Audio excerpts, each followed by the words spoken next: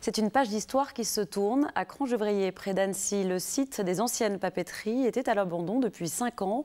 Un écoquartier devrait bientôt remplacer la friche industrielle.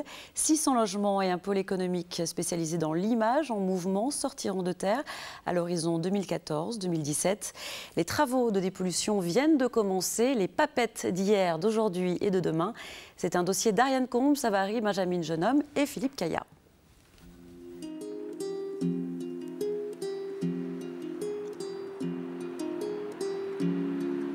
Ils ont 10, 15 ou 40 ans d'ancienneté aux papettes.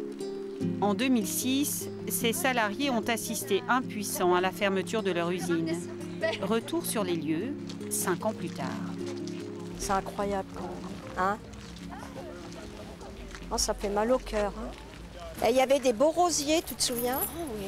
Je les aurais bien pris. Là, juste... On se réimprègne.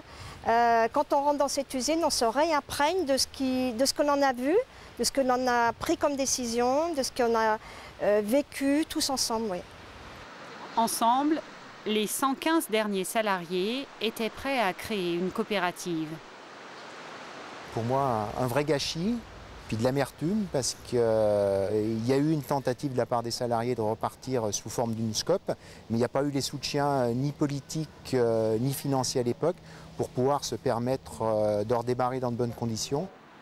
Les papeteries ont fermé 2 siècles tout juste après leur ouverture.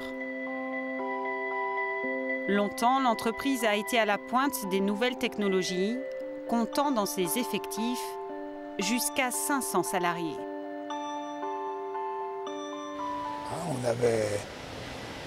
On était leader sur le marché, c'est sûr. Et après on aussi... était leader sur beaucoup de niches. Leader sur les papiers chèques.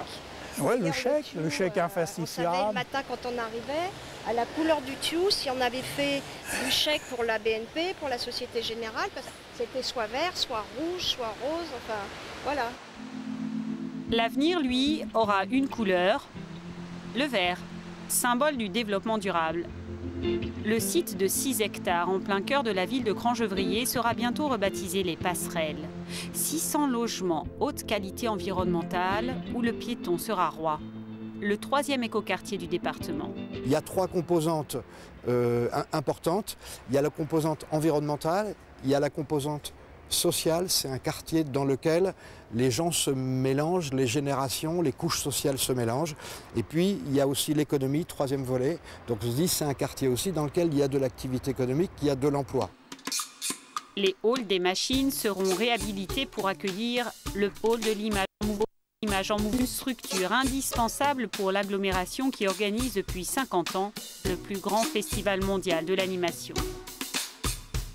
Aujourd'hui, il y a un pôle qui existe depuis longtemps. CITIA, on dit c'est le pôle de l'image en mouvement, mais ce pôle, il n'a pas de concrétisation physique.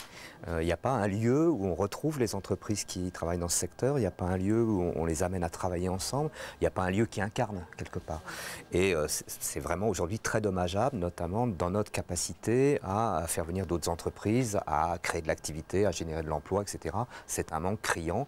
Je pense que les halls des papeteries de Cran vont répondre à cette attente. Du papier à l'image numérique, les papeteries de Cran termineront leur mue à l'horizon 2017.